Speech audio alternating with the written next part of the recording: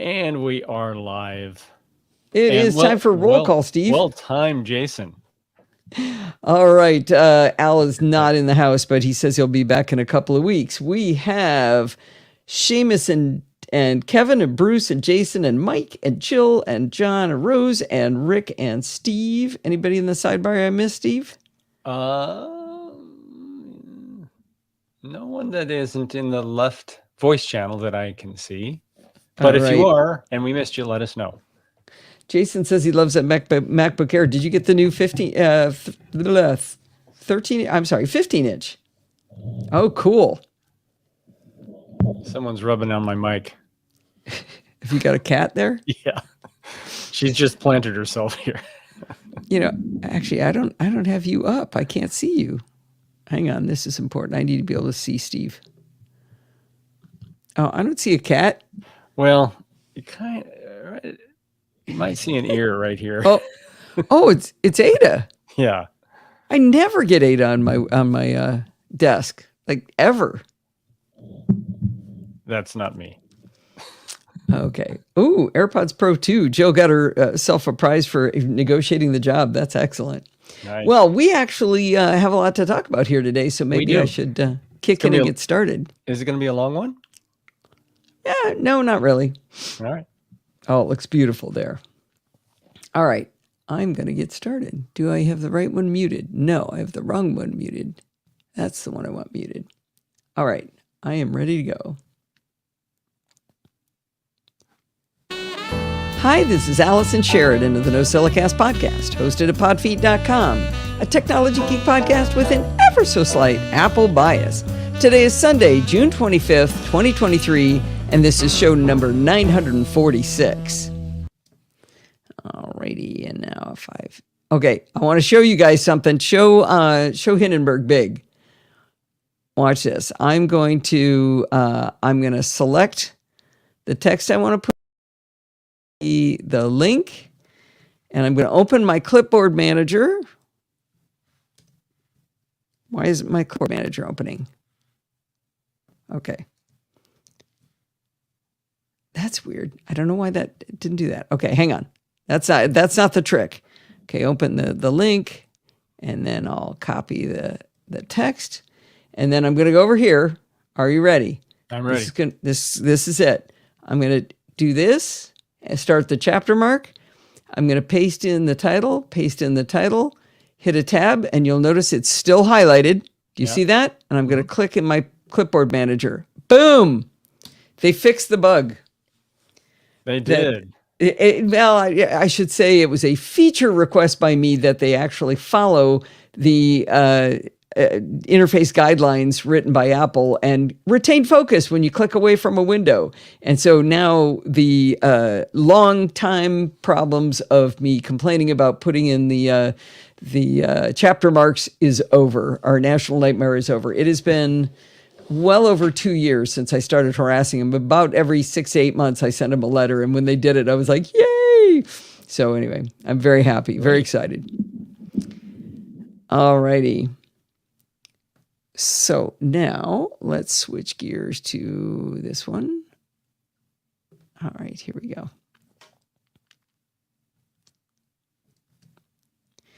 Here we go. Guys, I have had the Chit Chat Across the Pond interview of my lifetime. I do not think it's possible that I could have a cooler interview than what I just had. So have you ever... I knew I would have trouble winging that.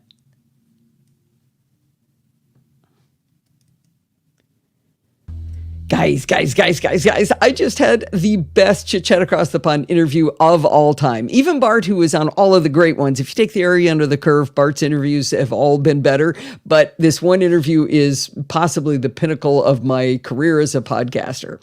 Here's the setup. Have you always figured that astrophysics was a subject beyond your grasp? In this week's Chit Chat Across the Pond, Nobel Prize winner Dr. Andrea Ghez from UCLA joined me to explain how she and her team proved that there is a supermassive black hole at the center of our galaxy.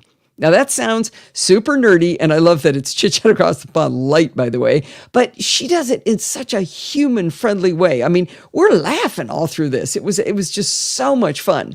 Now, it's important to note that in 2020, she became only the fourth woman in history to win the Nobel Prize in Physics. Seriously, she is a rock star. Anyway, Steve and I were lucky enough to become friends with Andrea on our circumnavigation around Iceland, and then we got to be with her again on our trip to Antarctica. And to be perfectly honest, we actually signed up for Antarctica because we knew Andrea was going to be lecturing. That's why we chose that trip. So since this was such a momentous interview, we have audio and video of the interview with Dr. Gez. And I got to give Steve big chops for putting the video together. So if you follow the link in the show notes, you can go watch her and I talking. But it's the same interview if you just listen to us. So either way you want to do it is going to be great. There's also a link in the show notes in the episode to go to the UCLA Galactic Center group where you can look at photos, images, and videos, and even download them of some of the discoveries and the work that they've done. So this is the coolest thing I've ever done. Please, please, please go over and listen to Dr. Andrea Ghez on Chit Chat Across the Pond, number 770. Oh, that's a good keyframe, Steve. Woo-hoo. Oh, should I say? Yeah, I pulled it out of, I searched through the entire video trying to find the best spot where you were both smiling at the same time. It's harder than it might appear to do that. Yeah, I was watching my face, and like in the middle of it, I'm going, like I don't know, I didn't always have my best face on, but I felt like I was smiling the whole time. So, and the other funny thing is, if you scrub through the video, is to watch both of us. We both talk with our hands, so we're both flailing around. So how you got us not with our hands in the air, I'm pretty surprised. It was fun. Tell them how good it is. Tell them it's the most amazing thing ever, and they should listen. Fantastic. Although we've heard it a few times, you still pick up some new things here and there each time I hear her give the talk, and it's got a slightly different flavor. Plus, you're asking her questions, which reveals other information. It was good. Yeah, we've heard her 4 times now. We had heard the teaser, which was what got us to go to Antarctica. We heard her in Iceland, we heard her in Antarctica, and then we went to a UCLA event where we got to hear her again. And I felt really bad. I told her afterwards, there's a photo of like that they published of this event that she did at UCLA, and the picture is of her on stage, but you can see the audience, and I am front dead center looking at my phone. And I explained to her that what I was doing was I was actually taking notes. I wrote down everything she said as she was saying it so that I could make sure I could do a good outline. So I'm just in there looking like this, typing away, and it looks like I'm paying no attention, but it's because I was paying all the attention. So anyway, I sure... Mike says stalkers, maybe a little bit. Oh yeah. I told her front and center that we were stalking her at one point. So because she doesn't seem to mind. She doesn't. Plus, we got to know both of her sons, one on each trip. They're really cool guys. Yeah, that was really fun to get to know her family. They're college age and just getting into their fields. Actually, I don't know that her younger son is. One was graduating high school, and one was he was choosing school. Yeah. By the way, he did make his decision. He's staying at the where he was going to school for undergraduate. For his graduate degree? Yeah. I forgot to tell you he had made a decision. Cool. Okay, now for another chit chat across the pond.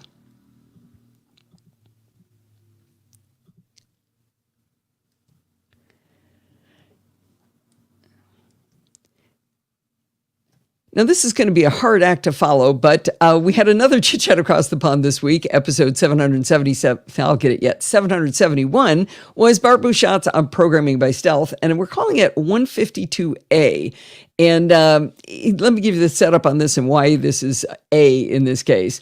Now, I don't always make the time to pre-read the show notes for Programming by Stealth, but I never regret it when I do make the time. I always tell myself I'm going to make the time, but I don't always do it. When I do it, I'm always happy, and that was especially true this week. In this installment, Bart takes us through his solution to the challenge from PBS 151, which was simply to print a pretty multiplication table using the printf command. We had already written the code earlier in the series on how to do the multiplication, but this was to make it look pretty. So being Bart, he didn't just make the columns line up nicely, like my solution. He took it up a notch and he added ASCII characters that build a nice border and corners around his table. The reason I said it was good, I pre-read the show notes, is that while nearly everything he explains in this lesson was a reuse of things he's taught us before, the commands in Bash are so dense. Like a single character means a whole lot of stuff. So you cram a bunch of single characters together to make it incomprehensible is the way I look at it. Anyway, it made it really hard to read and hard to comprehend. And we had also taken 4 weeks between lessons, so it made it even harder for me to remember what he had taught us before. Now, because I told Bart ahead of time that I was going to be stopping him to ask a lot of questions, we decided to skip the one main new topic that he had planned to explain, which is XArgs. This means that the next installment will start with XArgs as Programming by Stealth 152B, using the same show notes that you'll be following for 152A. Now, I'm really glad we did it this way because instead of you having to listen to a confused, and when I'm confused, I get frustrated, the lessons flows much better with me having time to ask the right questions. Of course, you can find Bart's fabulous tutorial show notes at pbs.bartificer.net, and you can follow this in your podcatcher at Programming by Stealth. There we go. Some of the lines, you guys should go look at the lesson. It is ridiculous. It just cat on a keyboard without ever hitting the space bar. I want to see, this looks like I left too big of a gap. 170.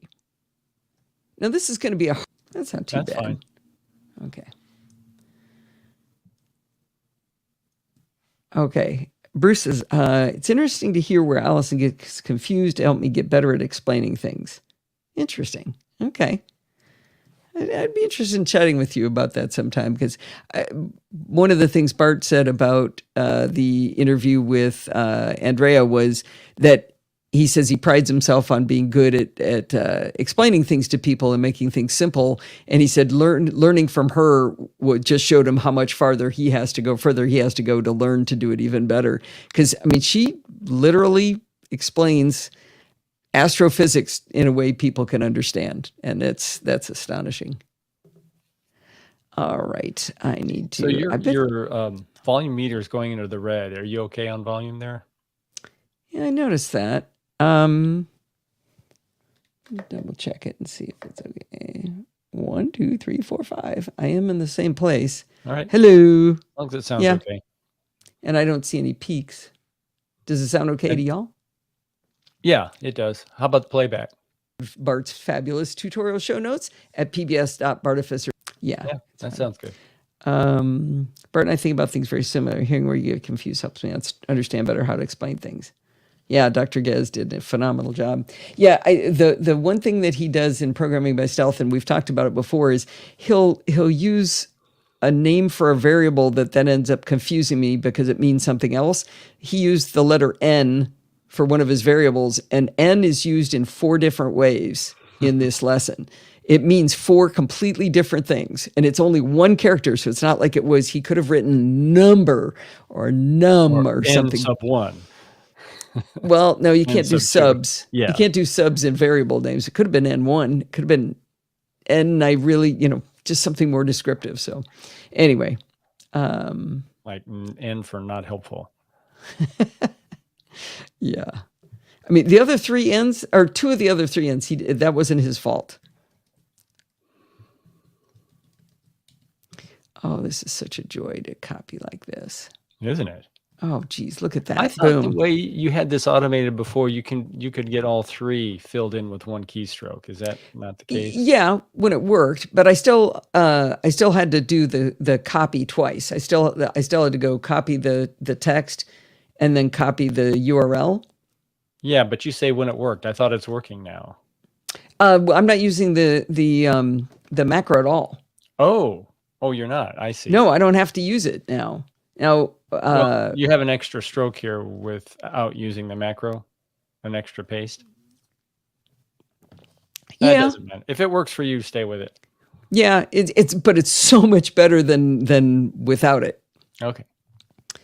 All right, I am going to talk about the Chevy Bolt. Okay. One of the problems with jumping straight from an internal combustion engine car, like we call them ICE vehicles, by the way, going from an ICE vehicle to a Tesla is that that was clumsy. Do that again. One of the problems with jumping straight from an internal combustion engine, also known as ICE vehicle, to a Tesla is that Steve and I have no perspective at all on what normal EVs are like to drive or to charge. On our recent trip to Houston to visit our son Kyle, we decided to rent an EV. Even though a Tesla Model 3 was available, we chose a Chevy Bolt so that we could have that new experience. Now, the first thing we had to do was change our mindset from making any comparisons of the Bolt to our Teslas, because the Bolt starts at $27.5K, while the Model 3 can run you closer to $70,000. While they're currently for sale, sadly, GM announced recently that they will be discontinuing the Bolt because they're investing in a new EV platform and have decided to build it out at the factory where the Bolt is currently manufactured. Now, while the Bolt isn't the most attractive car around, it reminds me of when Rob Dunwood of the SMR podcast said he'd buy an EV when they stopped looking like mushrooms. The car's still pretty comfortable inside. With only two of us, we had plenty of room for our luggage, and we do not pack light. Now, Steve drove it first, and he was super annoyed at the mushy brakes. Many electric vehicles offer something called one-pedal driving. With one-pedal driving, you use the accelerator pedal to accelerate, but when you let off the pedal, the car uses regenerative braking to slow the car down. Not only is this a much more relaxing way to drive, regenerative braking actually puts energy back into the battery, giving you more range for the vehicle. It's actually probably one of my favorite things about driving a Tesla, even above the awesome acceleration. I don't think Steve would put them in that order, but I really do. I love one-pedal driving. Now, I started wondering whether the Bolt might have regenerative braking so Steve wouldn't have to deal with the mushy brakes. I took the drastic measure of looking at the user manual in the glove compartment, and that identified a button on the center console that showed a foot pushing a pedal. Get it? One-pedal driving. As soon as we pushed that button to enable one-pedal driving, Steve was much happier driving the Chevy Bolt. He said it was a substantial improvement in his driving pleasure. Now, acceleration on the Teslas is just plain nutty.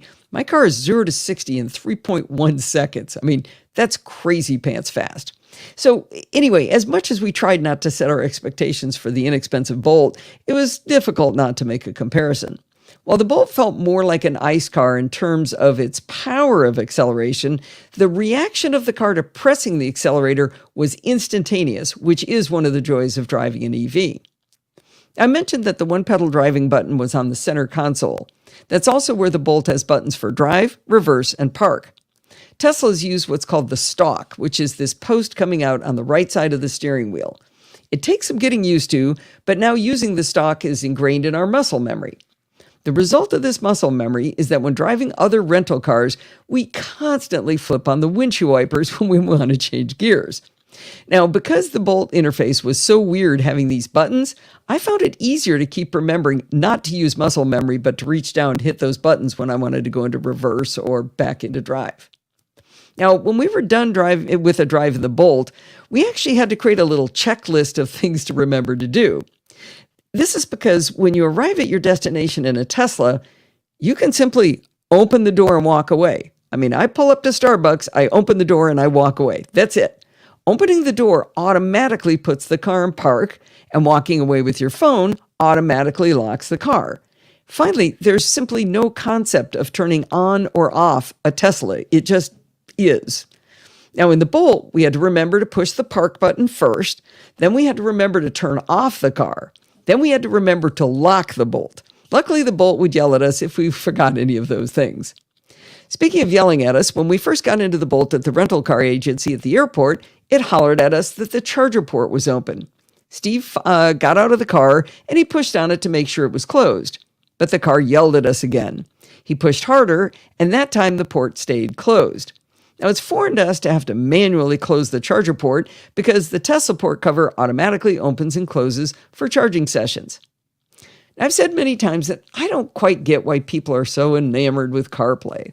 The Chevy Bolt has a beautiful 10.2-inch diagonal screen for CarPlay. The experience of CarPlay for us was much better from that perspective versus the tiny screens on other cars that we've rented. It also has wireless CarPlay. However, the interface is still confusing to us and difficult to use. It seemed to have a lot of trouble finding locations on maps, which is pretty much table stakes. We finally resorted to using the search in Apple Maps on Steve's phone first, and then CarPlay would display our route. I don't know why the car couldn't find things. It didn't make any sense. I also had trouble figuring out how to see the split screen of maps and a podcast at the same time. I finally phoned a friend, and I asked Stephen Getz how to get to it. Turns out in the bottom left corner of the screen, there's an icon, and you have to poke it repeatedly to cycle through various layouts. I never would have thought to poke it more than once, but with Stephen's help, I found out that's how you do it. Now, Bart complains bitterly about Tesla's maps in Ireland. I do not doubt that his experiences are legitimate, but we had the opposite problem using CarPlay with Apple Maps. At one point, it told us to turn into a neighborhood that was near Kyle's house, but it was actually a mile too early. We obeyed, though, because we didn't really know how to get there. We've only been there once before. And as soon as we made the turn, it got super cranky and it routed us back out of the neighborhood through, I think, like 7 turns, got us back onto the main drag we've been on before, and then into the correct neighborhood. I think all mapping problems have some problem from time to time. Not mapping problems, mapping programs.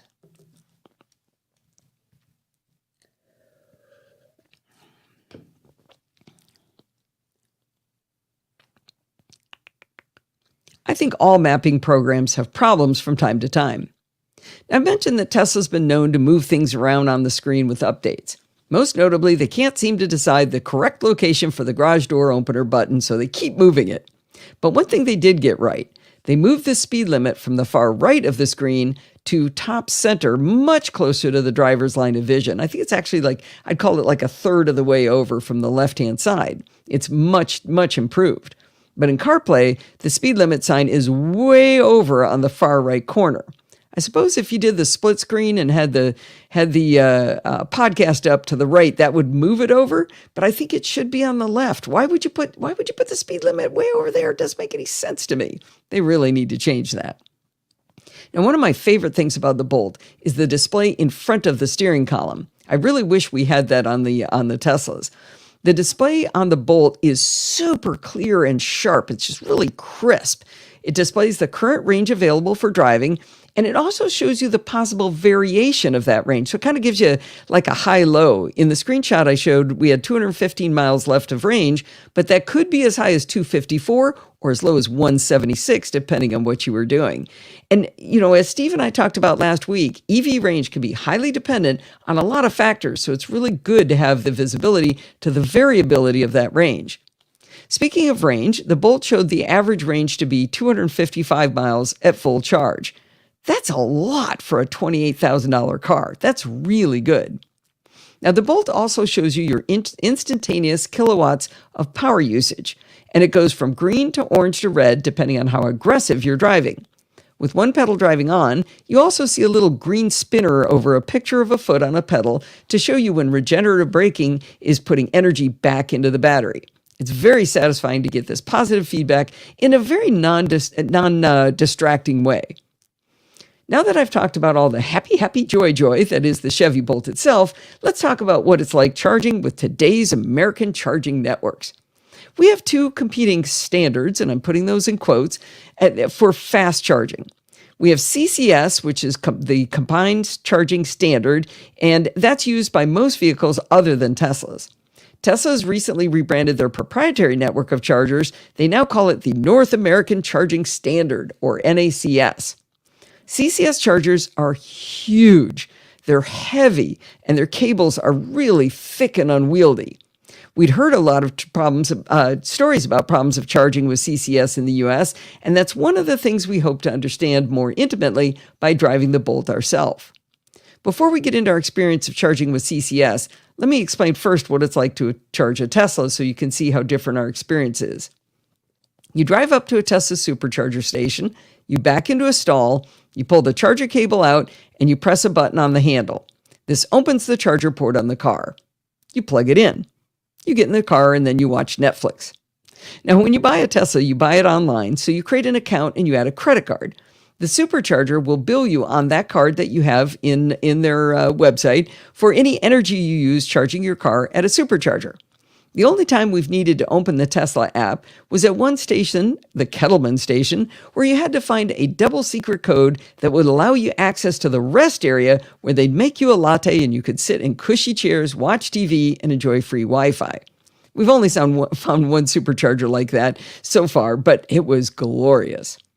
The Tesla supercharger stations we visited have a lot of stalls. I've seen some with as few as 20, and some we visited have had more like 40 or 50. So we're used to a lot of stalls. Our experience with charging a normal EV using CCS wasn't quite that simple or easy. In Apple Maps on the Bolt, we searched for chargers and found that there were 4 Electrify America stalls at a mall a few miles from Kyle's house. We drove our car over, and all 4 stalls were occupied. I'm stuttering a lot. Why is that? We drove.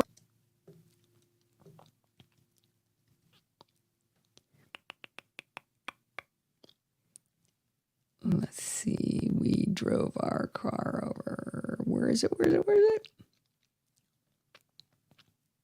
We drove our car over, and all 4 stalls were occupied. I did another search, and Apple Maps said that there were 11 EVgo charger stalls on the opposite side of the same mall. But Apple Maps said all of them were out of service. Well, we thought, hey, it's a 2-minute drive, so let's just go take a look anyway. We're not quite sure where they got the idea there were 11 stalls because we only found 3.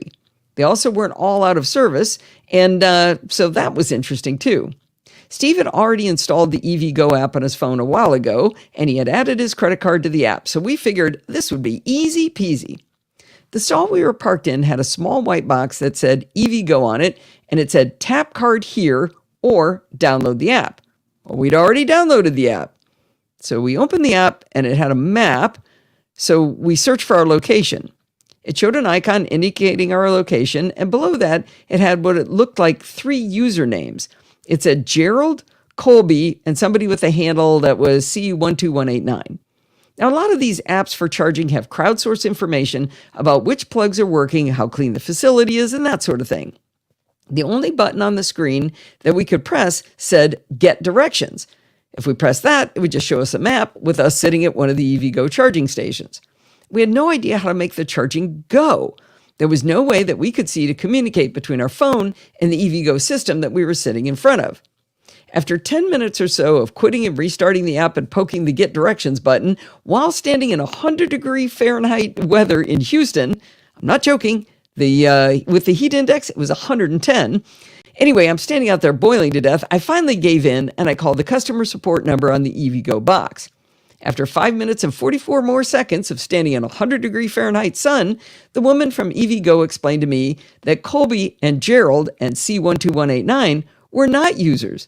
They were the names of the individual charging stations. We looked over at the 3 stations.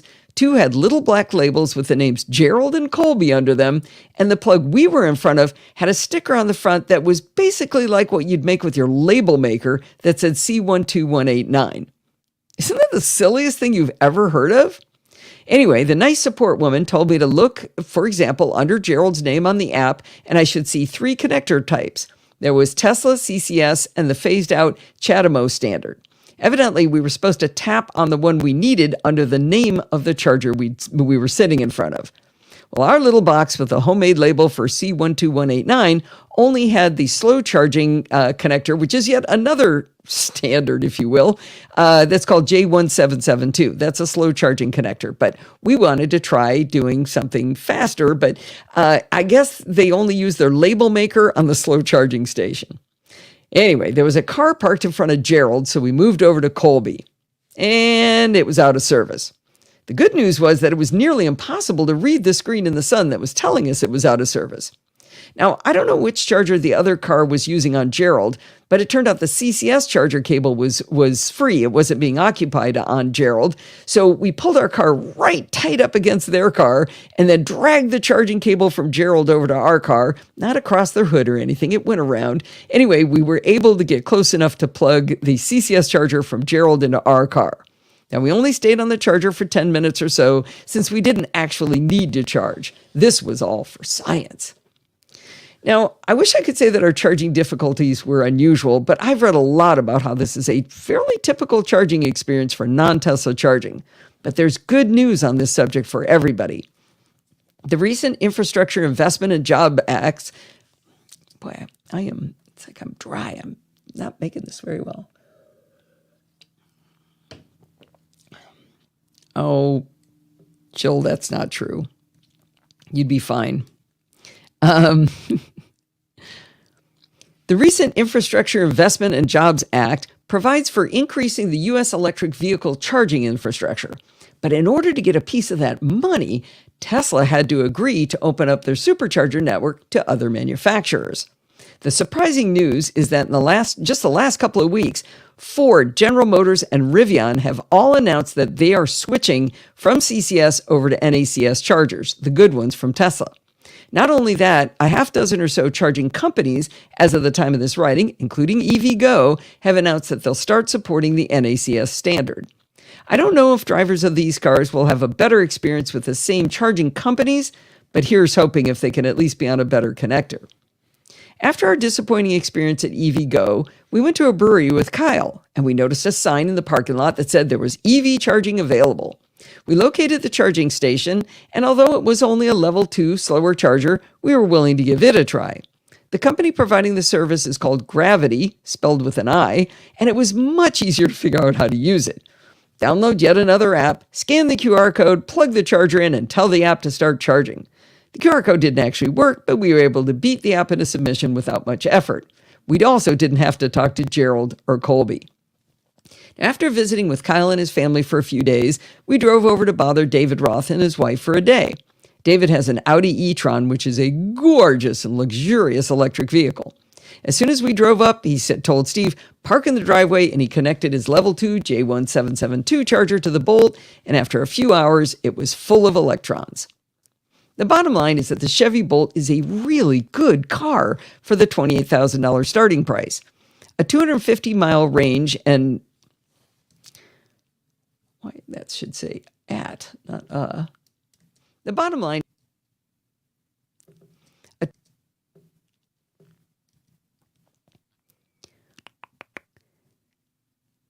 With a 250-mile range and wireless CarPlay with a giant, beautiful display, that's astonishing considering the price of this vehicle, and it's got one-pedal driving.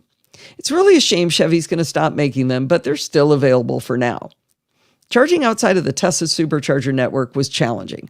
I know Texas isn't exactly progressive when it comes to going against the oil companies with electric vehicles, but it turns out huge installations of Tesla superchargers have been going into Buc-ee's in the state. Now, if you've never heard of Buc-ee's, it's the largest refueling stations in the country. They have massive numbers of gas pumps, but they've started adding superchargers from Tesla like crazy.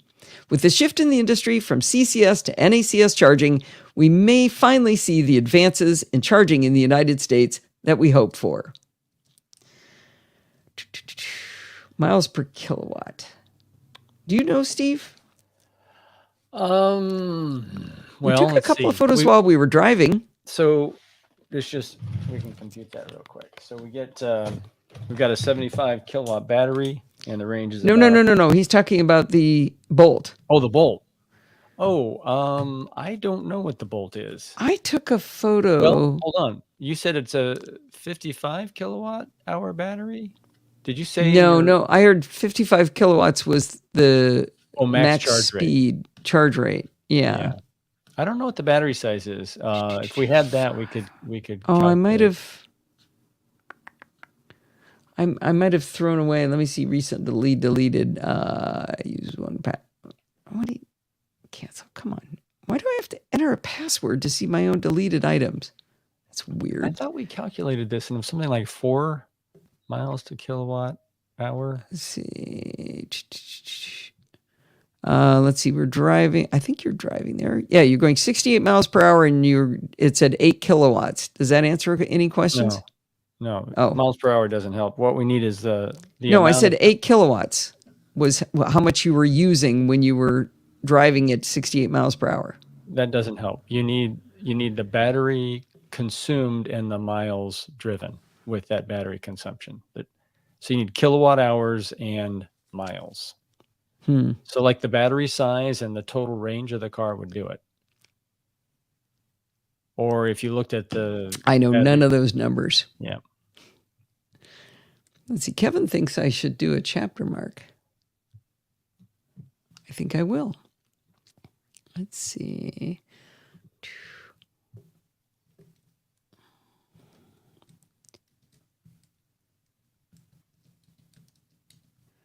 All right. So are the first two entries always the same?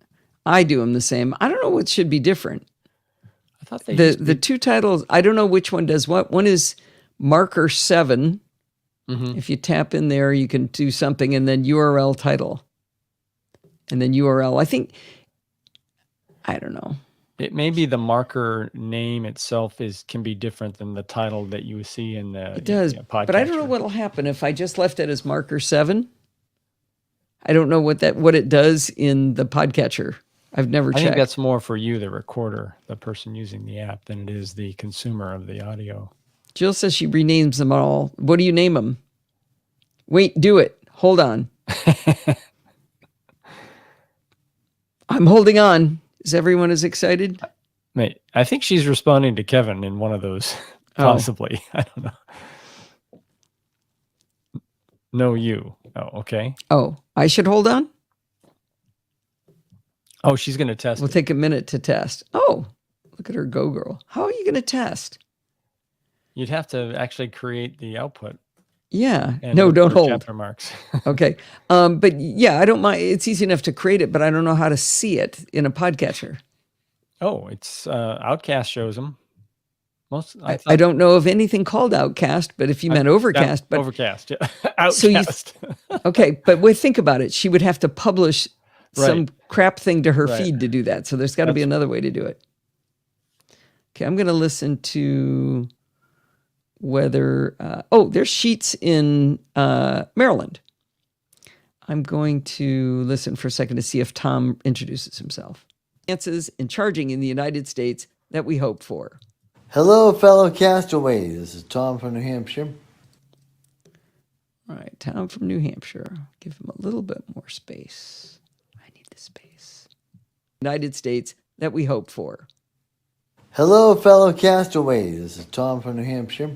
At the Day on TV, previously on, Allison mentioned about Mastodon and how she enjoys people there and how she likes the interactions. I enjoy it myself. I think I enjoy it much more than I ever did Facebook or Twitter.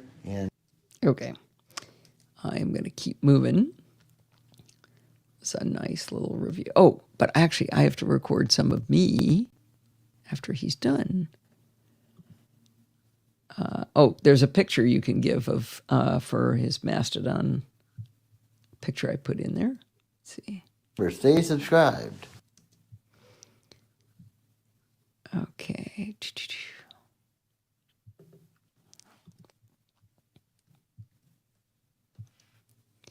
Well, thanks so much for that, Tom. That was a great review, and thanks for reminding everybody to stay subscribed. But I actually have a few more thoughts about Mona. I bought both Ivory and Mona because I wanted to support both teams. Over time, I've actually been using Mona a lot more, but I can't explain exactly why. It just seems to think more like I think. Now, on the pricing Tom mentioned, it's $10 for the single device model, and for the Pro Max version, it's $16 one time. In addition to giving you the app on all 3 platforms, the Pro Max version also supports family sharing, so it could be a big money savings. If you have fellow okay, you know what? I'm just not happy with that. I'm going to do that whole thing over. Well, thanks so much for that, Tom. That was a great review, and thanks for reminding everybody to stay subscribed. I love that. Now, I've got a few more thoughts about Mona. I bought both Ivory and Mona because I wanted to support both teams. Over time, I've been using Mona more, but I can't exactly explain why. I think it's because the boost and reply buttons confuse me on Ivory, but I'm not really sure. So Mona seems to think more the way I think. Now, Tom mentioned the pricing, and I want to make sure this is clear. It's $10 for a single device. If you buy the Pro Max version, it's $16 one time. In addition to giving you the app on all 3 platforms, the Pro Max version also supports family sharing. So if you have fellow Mastodonians in your family, you can spread the joy around for only $16 total. Now, after hearing Tom's review, I realized I'm not exercising Mona to its full potential. I didn't know you could pin people to the tab bar. I didn't know you can edit the tab bar either. Turns out you can remove and rearrange all of the little icons. One of the reasons I don't know everything about Mona is because it's so customizable. For example, Tom referred to the tabs across the bottom, but mine are down the left sidebar. I didn't know they could be on the bottom. By default, Mona slides a new column to the right when you select a conversation or a specific person's profile. Oh, you know what? No, that's right. No, that's right. Yeah, I'm not doing that wrong. Okay. I know a lot of people love that multi-column view, but I'm not actually super fond of it. So I'd kind of stopped using Mona because of it. The main thing I didn't like about it was that when you move out of that conversation, it leaves a blank white column to the right that you have to manually drag shut. I mentioned my dislike of that on Mastodon, and I was quickly informed that you can turn off the multi-column view in settings. I changed the behavior to remove the columns, and now I love Mona. Now, Tom didn't explicitly mention it, but he's a voiceover user. Mona is beloved by the blind community because it was designed from the ground up with accessibility in mind. It's actually from the accessibility community that I even heard about Mona in the beginning, but as a sightling, I can also give it 2 thumbs up. A couple of times I've had questions about the Mona interface, and the Mona Mastodon handle responded to my questions. Okie dokie. How are things? Did I miss anything? I don't think so. Let's see. So now, wow. This show's longer than I thought. That's what I thought. How does it always end up so long? I could cut here and save that test volume for next week. How long is Security Bits? It's about 30 minutes. I think I'm going to save myself some time. 30 plus 20. Yeah, that'd be close to an hour. Yeah. Without this. Yep. All right. So now, I think it's because I gushed about Andrea so long. Yeah. Well, also you added some to Tom's. Yeah. I don't know if you put that in your calculation. NC number 947. I want to send a blog. Yes, I know. I'm missing a bunch of stuff, but I'm going to do it anyway. All right, so now I'm going to, I don't need that one. Go back to this one. All right, what do I have to take out of? So you're going straight to Security Bits? Yeah, but I'm going to stop by support the show on my way. Right. How's that sound? All right.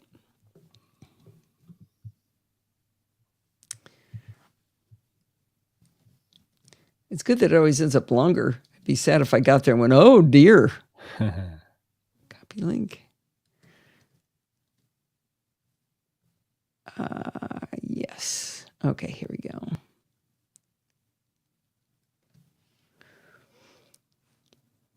This week's hero is the glorious Janet Chesney. She sent in a very generous donation by going to podfeed.com/PayPal and picking an amount that showed her appreciation for the work we do here.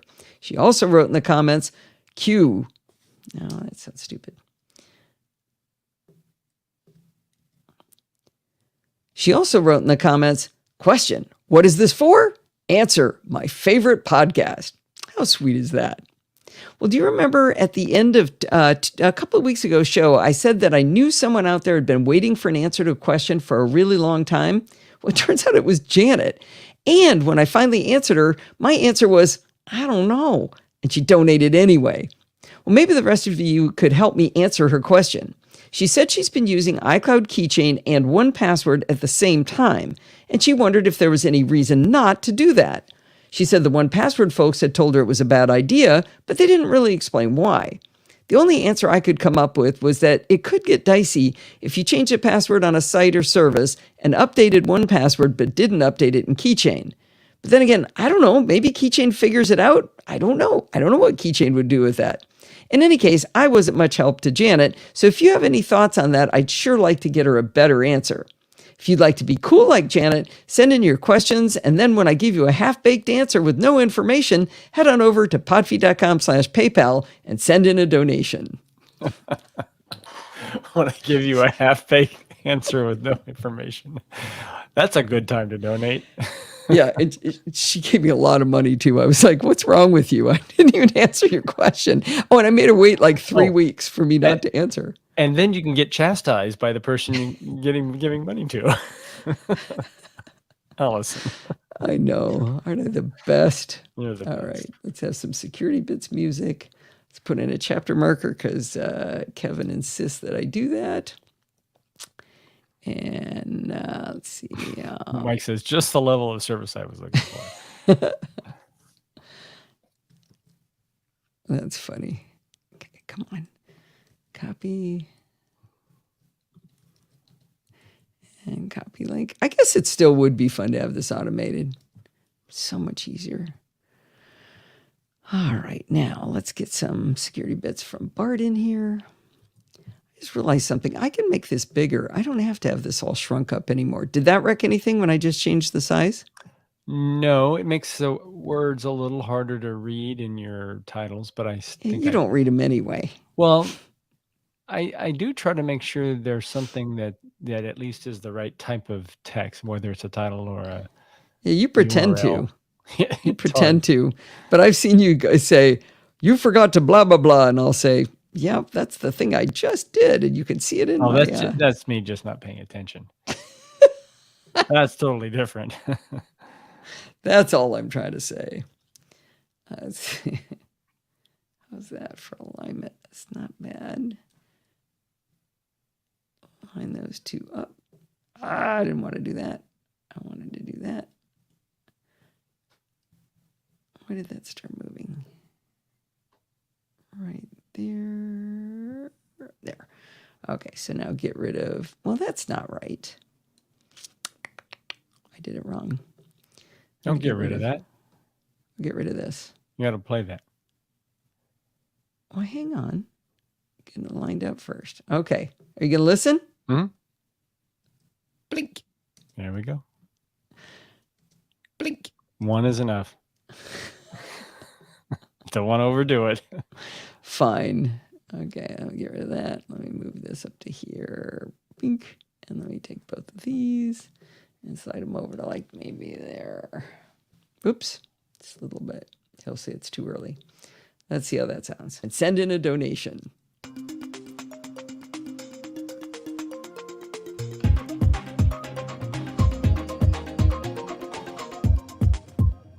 Nope, too late. I can already tell. Don't tell me. Oh, I was talking to Kyle about the cost of living in Texas, and he said you got to account for how many Buc-ee's t-shirts you have to buy because they have them for like Memorial Day, Groundhog's Day, 4th of July, Christmas. There's all the Buc-ee shirts, and Kyle wears them all the time. It's like Old Navy, but not just 4th of July. It's all of the holidays. Well, it's that time of the week again. It is time for Security Bits with Bart Boudin. No agony this week? Yeah, it's all gone very, very quiet. It's not free of pain and agony, but it's quiet. Keychain enabled. Let me slow you down. You did say it, but I want to make sure people know which one enabled. Makes sense.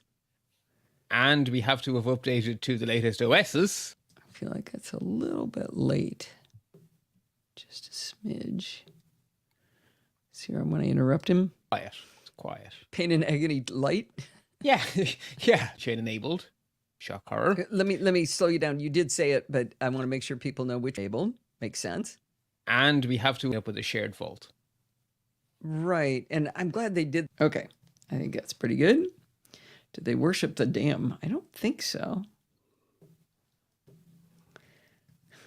Updates here. So as always, folks, remember to stay patched so you stay secure. All right. I'm going to wing something here. Looks like we're getting out of class early, too. Yeah. All right. Yeah, I've got a full hour show. This is great. Okay, here we go.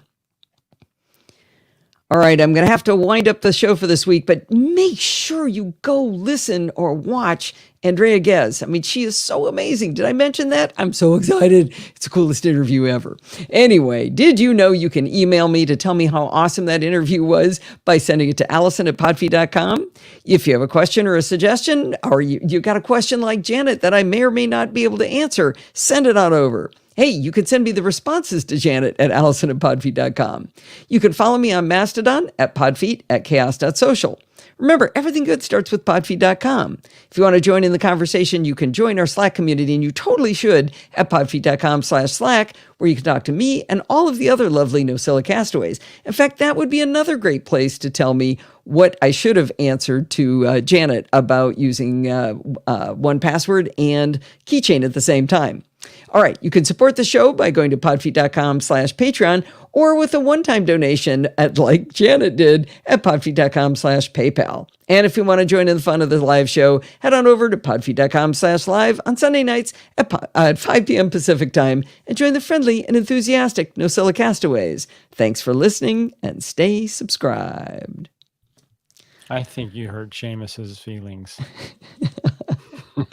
Yeah, well, you know what, Seamus? Go listen and you decide, okay? You tell me which one was better. I mean, I'm saying it's better than the ones with Dr. Gary. And that's saying a lot. Those Now are you're usually hurting my Marianne's feelings. You're just hurting people's feelings left and right. Yeah, I haven't heard what she thinks of the interview yet, but I'm sure she's going to love it. Yeah. Let's see. Thanks for listening and stay subscribed.